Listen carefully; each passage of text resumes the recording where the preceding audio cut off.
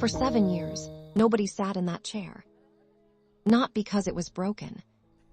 Not because there wasn't enough room. And not because anyone was told not to. The chair simply remained empty. Every Christmas, every birthday, every family gathering. The same chair. The same spot. The same silence. Visitors would sometimes ask about it. Children who were too young to remember would point at it and ask, "Why doesn't anyone sit there?" The adults would exchange glances.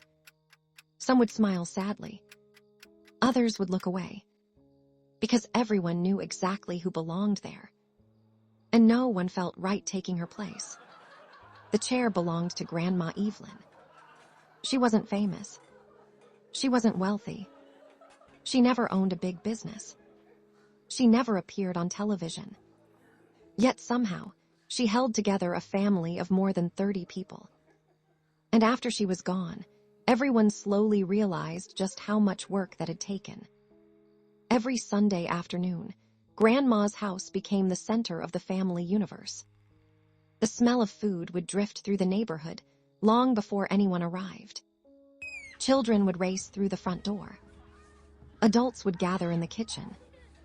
Laughter filled every room. And somehow, Grandma always knew exactly what everyone needed. If someone looked worried, she'd notice. If cousins hadn't spoken in a while, she'd pull them into the same conversation. If somebody was celebrating good news, she made sure everyone knew.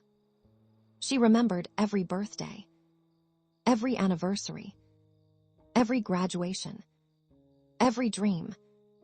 People often joked that Grandma had a better memory than the family calendar. But what nobody understood was that she wasn't simply remembering things. She was maintaining connections. One phone call at a time. One visit at a time. One conversation at a time.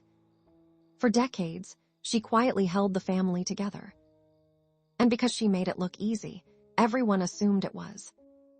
Then came the year everything changed. It started with small things. She became tired more often. She moved a little slower. Sometimes she would pause during conversations. When family members asked if she was okay, she would smile and say, "I'm just getting older." Nobody worried too much. After all, Grandma had always been strong. She'd get through this too. At least, that's what everyone believed. Months later, the doctors delivered news nobody wanted to hear. The illness was serious. Very serious. The family gathered around her. Children, grandchildren, brothers, sisters. Everyone wanted more time. But life doesn't always give us what we want. As her strength faded, something unexpected happened. The house became fuller than it had ever been. People who hadn't visited in years suddenly made time. Old arguments no longer seemed important. Busy schedules somehow became flexible. Everyone wanted to be near her. One evening, just a few weeks before she passed away, the family gathered around the dinner table. The room was loud. Stories were being told. Children were laughing. And Grandma simply sat there watching, smiling, taking it all in. At one point, she looked around the room and said softly, "Promise me something." The room became quiet. "When I'm gone, don't stop doing this." Nobody knew what to say. The thought felt impossible. So they nodded. And she smiled. A few weeks later, she was gone.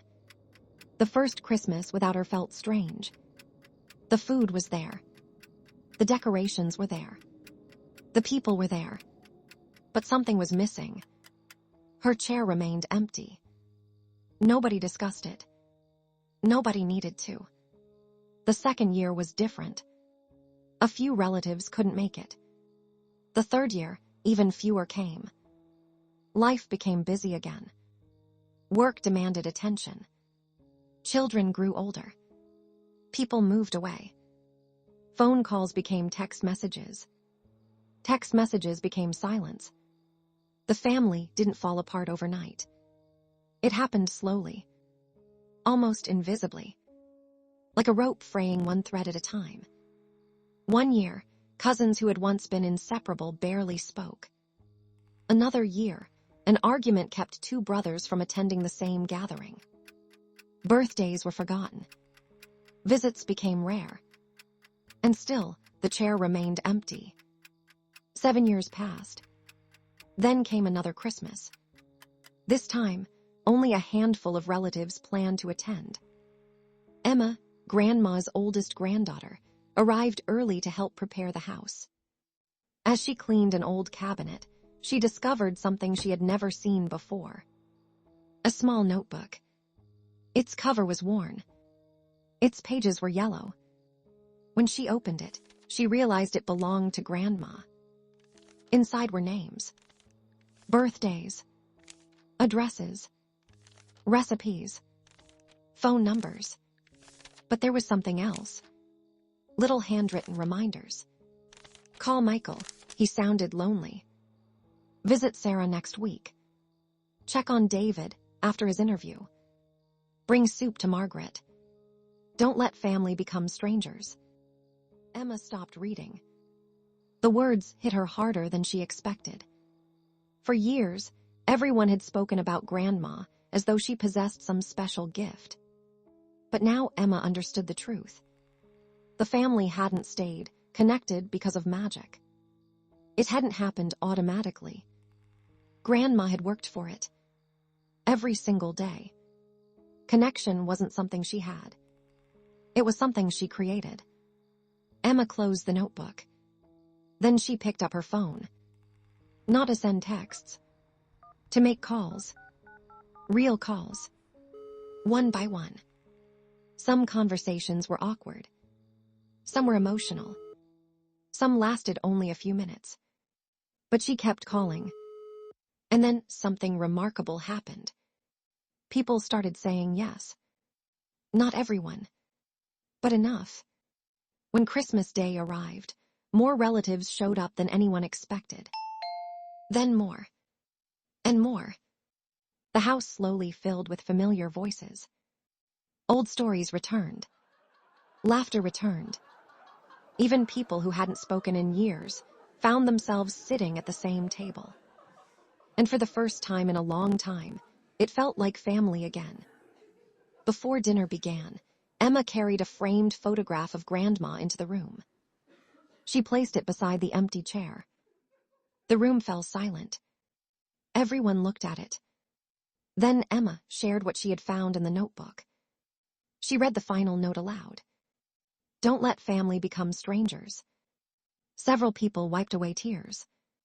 Because deep down, they knew that was exactly what had been happening. The chair was still empty. But somehow, it no longer felt lonely. Instead, it felt like a reminder. A reminder that relationships require effort. A reminder that love is often shown through small actions. A reminder that families stay together because someone chooses to keep them together. As dinner continued, children laughed. Stories were shared. Old wounds began healing. And for the first time in 7 years, the family understood something important. The chair had never really